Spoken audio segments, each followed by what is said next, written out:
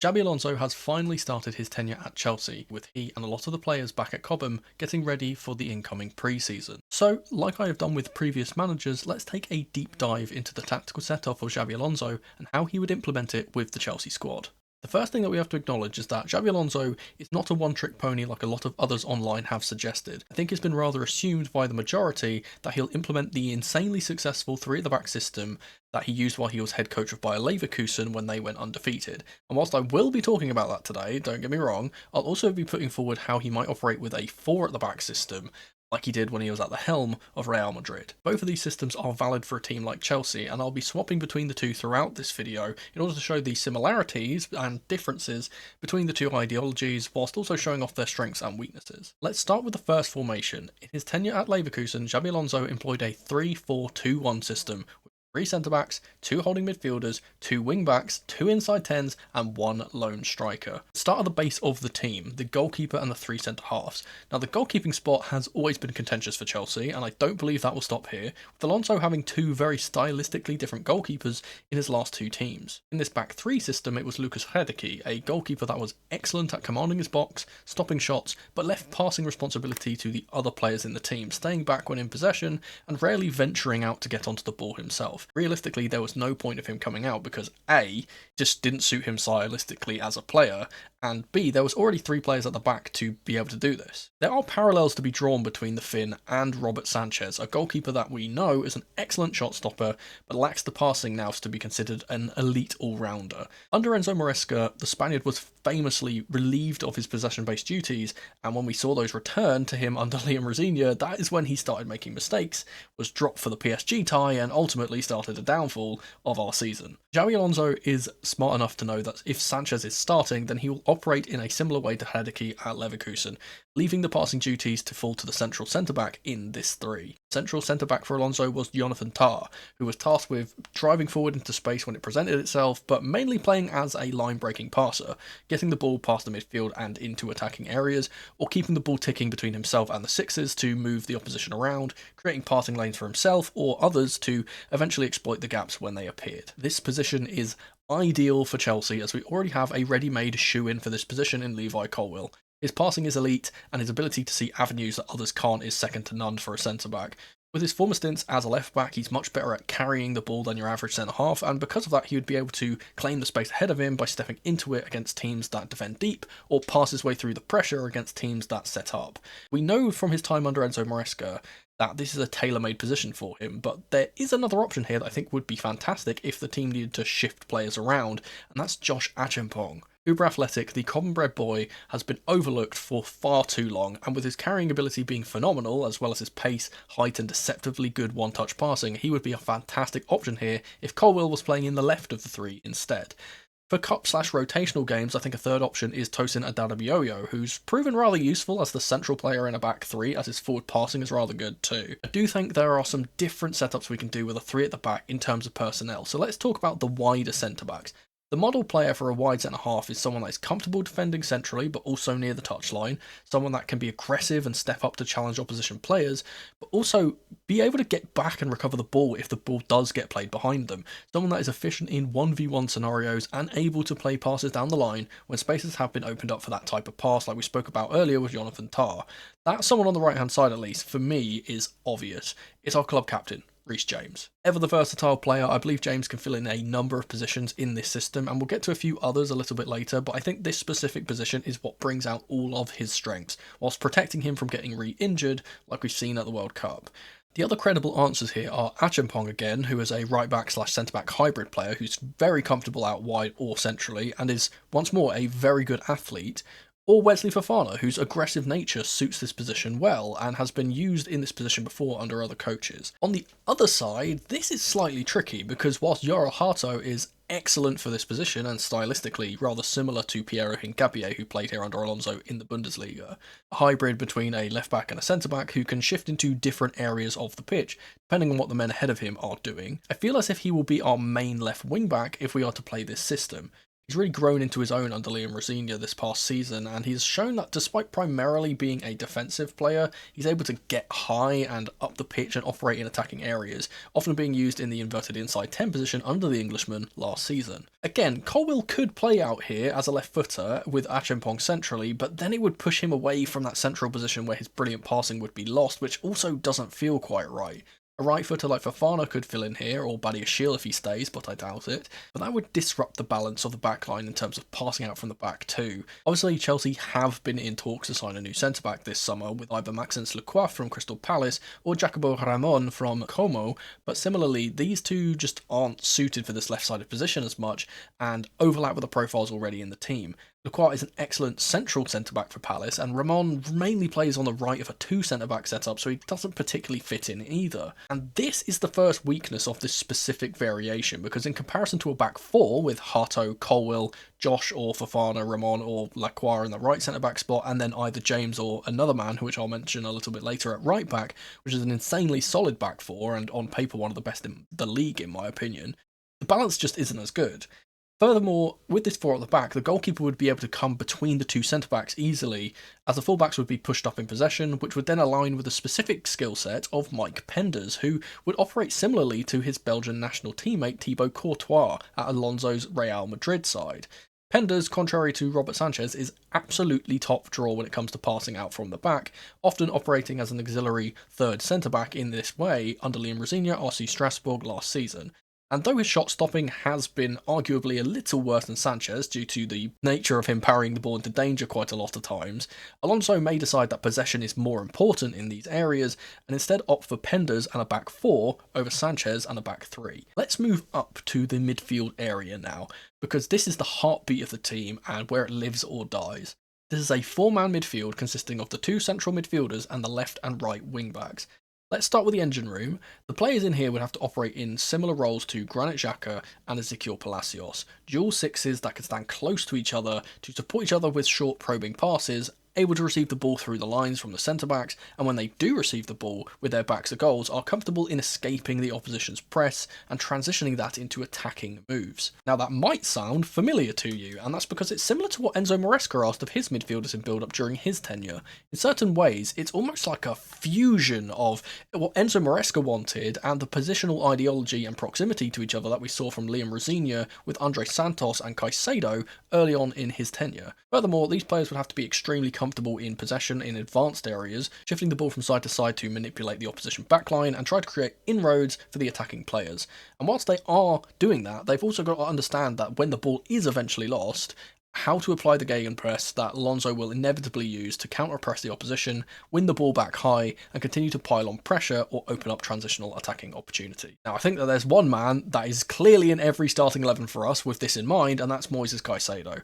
Great under pressure, an excellent counter-presser, defensively responsible, and one of the most underrated passers in the league. I think his World Cup performances for Ecuador have really shown his passing range a bit more, as he's been tasked with creating more often rather than just being a six like we're used to seeing him at Chelsea so far. And depending on who starts next to him, these passing responsibilities may fall into his hands under Xabi Alonso too. The other centre mid is more difficult to pick. Romeo Lavia is one of the best midfielders under pressure in the league and is defensively solid, but can't stay fit or be relied on. Enzo Fernandez is a more obvious choice as a brilliant regista type player and a great passer, but his future is up in the air, and I also fear that he isn't athletic enough defensively to play here in a two-man midfield. And Andre Santos, who I would have picked here, is now off to Manchester United, unfortunately. Dario Sugo is an interesting choice, as he is rather similar to Caicedo, and as a destroyer would allow Moy to play a bit more adventurously, but again, his fitness hasn't been reliable enough, and that just leaves Reece James, who, despite being an excellent option here, as a player that is incredibly hard to knock off the ball, has a wide passing range, especially whilst crossing in that kind of inside 10 channel, and is of course defensively one of the best players in the league. This isn't his best position, and I'd rather him be in a more natural right back or right centre back role. Overall, I feel as if we need to bring in a new midfielder here. Or, if we stick to using Enzo Fernandez, which is kind of likely, I hope that the athleticism of the players around him, like Moy and, like Harto, like Wesley Fofana, like Colwill, can make up for his defensive frailties. As for the wing-backs, this is the most important part of the entire setup. Under Xabi Alonso, Alejandro Grimaldo and Jeremy Frimpong were the best fullbacks on the planet. Replicating what these two produced would be incredibly difficult, as they both had over 25 goals/assists that season.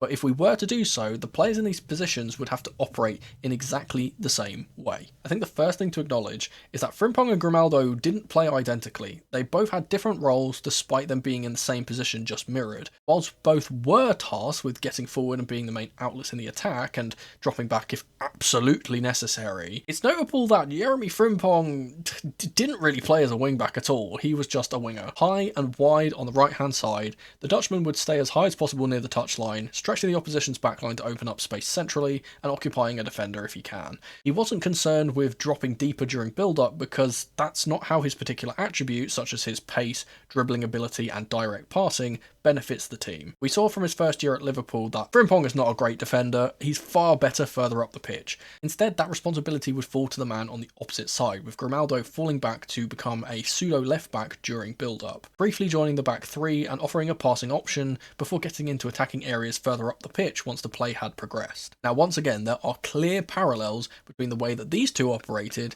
and the two men that go into these roles for Chelsea, with the aforementioned Yoro Hato being exactly the type of player that can drop deep at left back during the first phase, but also pop up in attacking positions later on, as I mentioned previously. On the other side, it's a no-brainer. Chelsea's brand new signing, Marco Palestra, a player that is extremely comfortable on the ball, an excellent dribbler who's able to use both feet, and can provide real attacking threat with his size and athleticism. There are other options though. Similarly to how Enzo Maresca modified his system to invert Cucurella on the left side instead of the right-sided player like he did with Ricardo Pereira at Leicester, I think Xabi Alonso could experiment with his wing-backs and make the more offensive of the two be on the left-hand side instead. Giovanni Quenda is a definite option as both a winger and a wing-back, and can play on both sides too.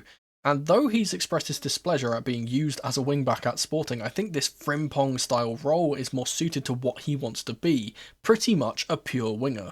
Pedro Neto is another that can fill in here too. A man that was originally a wing-back and now plays as a winger is arguably the perfect candidate for this position, even though his end product is been shaky at times. With Cucurella leaving, there has been talks for two possible left-backs joining Chelsea, both Pep Chavarria from Rayo Vallecano, but mainly Alvaro Carreras from Real Madrid, who would be following Alonso to the bridge and may very well end up being the starting left wing-back with Hato playing deeper in the left centre-back role. This would mean needing a more defensive option on the right-hand side, and though Palestra can operate in that manner, there's always going to be talks of Reece James playing there despite his fitness issues, which the more reserved role might help aid. Malo Gusto has been heavily linked with the move away, so I'm not particularly entertaining him playing here, and Josh Achampong can always do a job in this position too.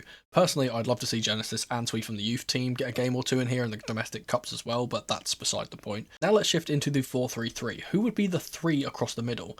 Well, I think it would be so simple. Caicedo in the deeper role, Enzo, or whichever starting right centre mid we end up with, in the right-sided box-to-box role, and the final player being someone I haven't mentioned yet but would be perfect for a left centre mid role, and that being our new signing, Valentin Barco. An excellent creative-minded player.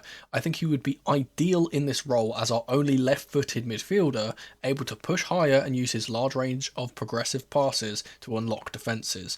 Personally, I don't think he's physical enough of a player to play as one of the wing-backs despite his former experience as a fullback, so I'd prefer him here. The benefits of this three is that it gives us an extra body there against teams that try to play through the middle, though it does leave us a bit more open out wide.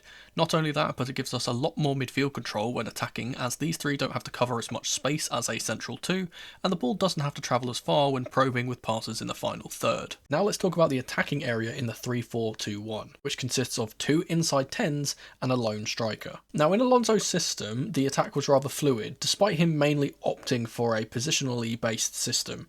Similar to what we saw from Enzo Maresca, the focus is not particularly on getting certain players into positions, but on getting the positions/roles themselves into certain areas. Regardless of which player is occupying a certain space at any given time, the onus is on the players understanding all of the attacking positions and rotating between them, as they are given the license to roam around and mix and match with their teammates. Often for Leverkusen, we'd see Florian Wirtz, for example, appear out wide, or making runs into the box like a striker, or dropping deep to pick up the ball and allowing his deeper midfielder to run beyond him. Likewise, the wing-backs would often move into the inside channels and let the inside 10s push out wide, just making it a nightmare for opposition defenders from tracking each individual. This idea ran through the entire team too. Oftentimes we'd see someone like Piero Hincapié overlapping from centre-back and making the wing-back run, as it were. Tar would sometimes drive forward and allow Xhaka or Palacios to drop deeper into the central centre-back role for a period before returning. As long as there was someone in each place, the system would flow freely, especially with inventive, tricky players in these 10 roles. Again, I think this is rather obvious in terms of personnel. Okay, this is editing mono in post. Just as I am editing this video, it's just been announced that Chelsea have put in a massive £117 million bid for Morgan Rogers. So pretty much everything I'm going to say in this section regarding that left-hand side position, whether that be the inside 10 or the left winger, regardless of which system, that can apply to Morgan Rogers too, and he is likely going to be the player that does play in that position. Cole Palmer and Esteval absolutely start here. Both are capable of playing centrally or playing out wide, are free-minded creators that love to roam, and given the license to pick up whichever positions/spaces they see fit, would be able to conjure a large amount of attacking chances. The only question is, which way do these two line up? Personally, I put Esteval on the right and Palmer on the left, simply because this would allow Esteval to cut inside onto his stronger left foot as he likes to do, which he isn't as comfortable doing on the opposite side.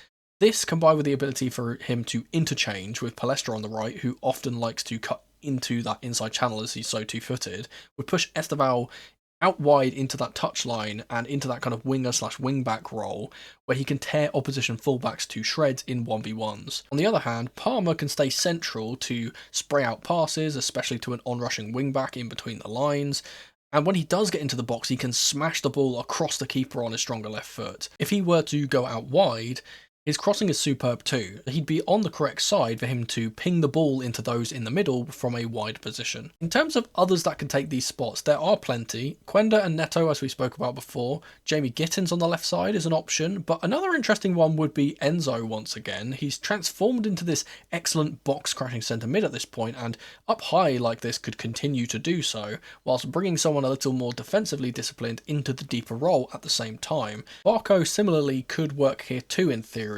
as they are similarly technical midfielders. In the 4-3-3, these two 10s aren't present and are replaced by two pure wingers, and as we have been seeing in recent seasons, it's Palmer or Esteval on the right with either Neto, Quenda or Jamie Gittins on the opposite side. That being said, if Alonso opts to use a 4-2-3-1 variation of the 4-3-3, I expect Barco or Enzo to drop out in favour of Palmer in the central 10 with the wingers either side of him, as we've become accustomed to this season. Now the only position left to talk about is up top at striker, and Alonso has had two very different options here in his terms at Leverkusen and Madrid, with Victor Boniface and Kylian Mbappe respectively. In the 3-4-2-1, Victor Boniface was a typical target man, a big, aerially competent striker that was able to pin centre-backs with his strength and hold up the ball to allow the creative 10s behind him to get close and play off of him, or get the wing-backs on the overlap beyond him. He'd often stay inside the box during attacking patterns and feed off of service from the wide areas, trying to poach goals. In the 4-3-3, Kylian Mbappe was a totally different player. He would drop deep to facilitate play,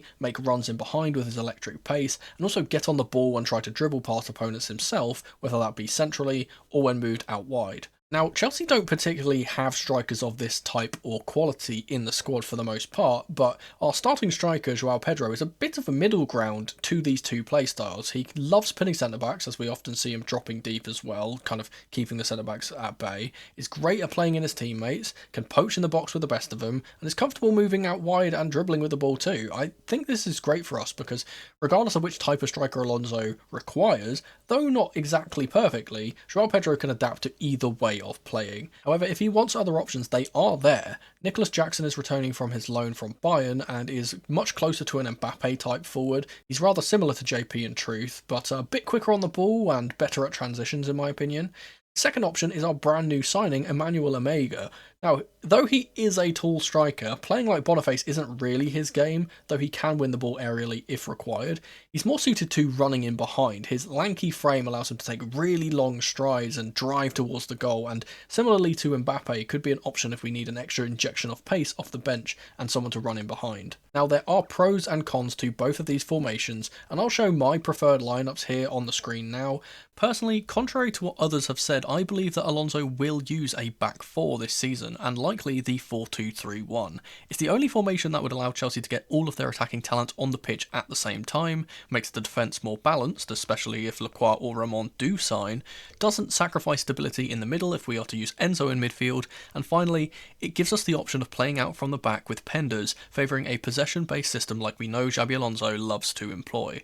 That's not to say we won't use the three at the back at all either. I think Alonso is rather flexible and might swap between the 3 and the 4 at the back variation throughout the season, depending on the opposition or what players he currently has at his disposal in terms of injuries, suspension and January transfers. What I want to know is what you guys think is the better option, so leave your thoughts in the comments down below. Exciting times are ahead of us under Xabi Alonso, and regardless of which he eventually decides to choose, I foresee immense success in this new era. If you enjoyed the video, please do give it a like, it really helps out the channel massively. And if you want to know my thoughts on the entirety of the Chelsea squad, then perhaps check out this video next. Thank you guys so much for watching another tactical breakdown, and remember, football can be as simple as black and white.